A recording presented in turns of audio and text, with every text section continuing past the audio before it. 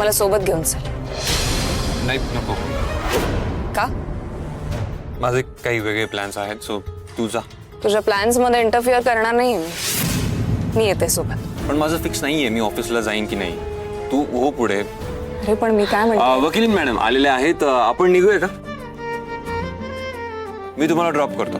आज मी तुमचा ड्रायव्हर, तुमचा पर्सनल असिस्टंट, तुमचा बॉय, तुम्ही काहीही समजा, मी सगळं आहे आज तुमच्यासाठी. निघूया. पण तुम्ही मला माझा नवरा म्हणून जास्त आवडता. चल ये.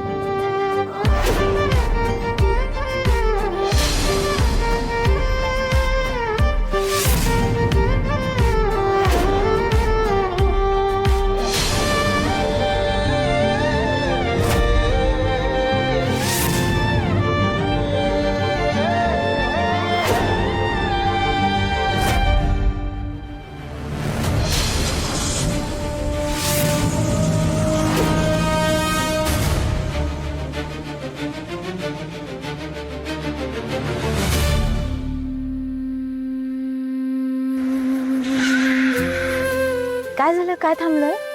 चहा घेऊया ना. चल ये. बायकोच्या मनात काय चाललंय ना हे चांगलं कळतं तुम्हाला. अरे मग काय. दादा 2 चहा.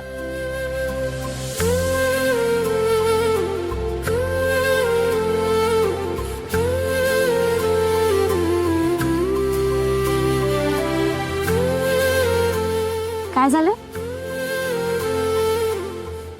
नाही काय नाही काय नाही. जस्ट तुला हसताना पाहिलं की खूप छान वाटतं मला. स्माइल करताना आवडतं मला तुला बघायला. बरं ते कारची काही गरज नव्हती. गरज नव्हती असं कसं म्हणतेस तू? आता तुझं शेड्यूल हेक्टिक असणार खूप. ऑफिस, कोर्ट, घर या सगळ्या गोष्टी सांभाळताना गरज पडते या सगळ्या गोष्टींची. बरं माझ्या एकट्याचा निर्णय नाही हा. आई आबा आम्ही सगळ्यांनी बसून डिस्कस केलं आणि आम्हाला वाटलं की हे योग्य ठरेल तुझ्यासाठी. सो सगळ्यांनी मिळून हा डिसिजन घेतलाय. थँक्यू.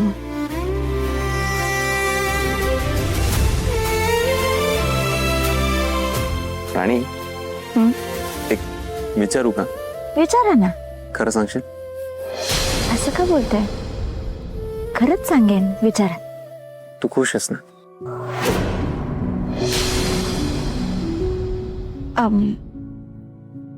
अरे चहा आला, चहा घेऊया. थँक्यू.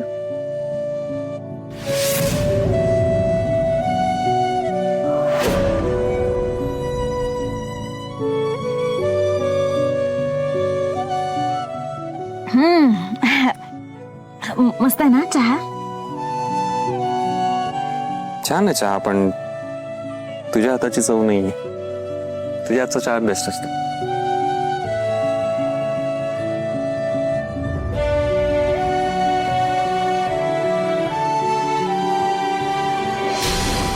आणि तुझ्यात आणि गोट्यात काही बिनसलाय का?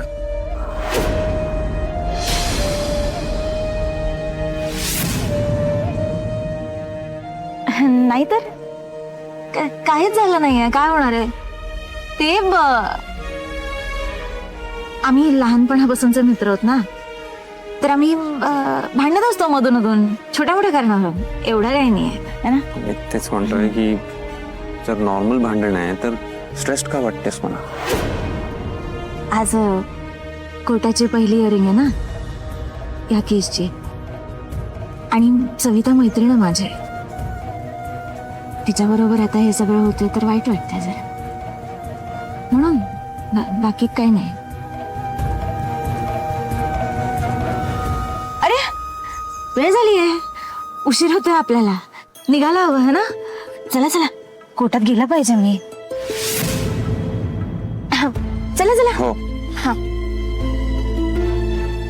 माहित नाही राणी, पण तुझी ही स्माईल नेहमीसारखी वाटत नाही. मला कळतंय तुझ्या मनात काहीतरी आहे जे सतत तुला खात आहे, पण ते काय? सर हा चला. आलो आलो.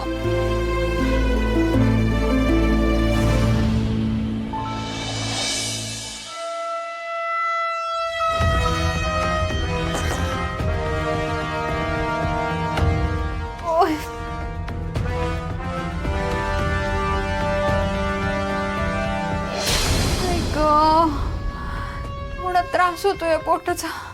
असं वाटतंय काढून फेकून द्यावं.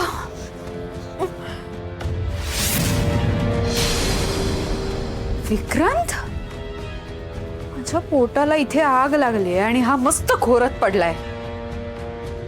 अशी नाही अक्कल येणार आहे ना, याला ना याची झोप. आग आग आग? कुठली आग? आग आग इथे नाही लागली. आग आग ना तुझ्या डोक्याला लागली आहे, डोक्याला.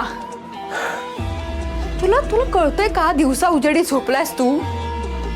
उर्मिला, काय वेड्यासारखं बोलतेस? हो, नाही मलाच वेड लागलंय म्हणून म्हणून बडबडतीये मी अशी. तुला कळतंय बेसिक माझ्या पोटाला किती त्रास होतोय. हे खोटं पोट असं टोचतंय मला सतत. तू किमान इथे दिवसा तरी झोपतोयस रे.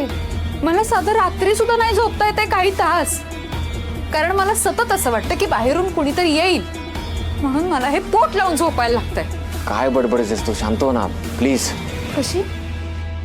नाही सांग ना, कशी शांत होऊ मी? हे पोट तू लावून बघ बघ, तुला शांत राहता येतंय का? मला ना कळत नाही अजून किती दिवस मी हे सहन करायचंय. हे खोटं पोट लावून हा त्रास किती दिवस सहन करायचे मी? बोल. मला एक बेसिक गोष्ट कळत नाहीये विक्रांत. अरे आपल्याकडे आता 15 करोड आहेत ना, मग ते काय देवाऱ्यात पूजायला ठेवणार आहेत का आपण? ते करूयात ना खर्च, राहूयात ना आरामात. काय हे सगळं? विक्रांत दे ना उत्तर. इतर वेळी ही अशी उत्तरं देतोस ना तू, असतात ना रेडी तुझ्याकडे. मग आता का बोलती बंद आहे तुझी? बोल. उर्मिला ऐक ऐक ऐक, बस बस, शांत हो. हार शांत. उर्मिला, 15 करोडचं काय घेऊन बसलीस? क्षुल्लक रक्कम आहे. हो, हो. एवढा अट्टहास केलास ना या 15 कोटींसाठी आणि आता क्षुल्लक झाली. उर्मिला, तू आता या संपूर्ण घराची मालकीण होणार आहेस. कसं काय काय बोलतोस? कळतंय का तुला? आता मी या घरात आलोय ना, आपण दोघं मिळून या संपूर्ण घराचा ताबा घ्यायचा. त्या सगळ्या महाडिकांना आपण झोपडीत ढकलून दिलं होतं ना, आता झोपडीत नाही, घराबाहेर हकलवायचं.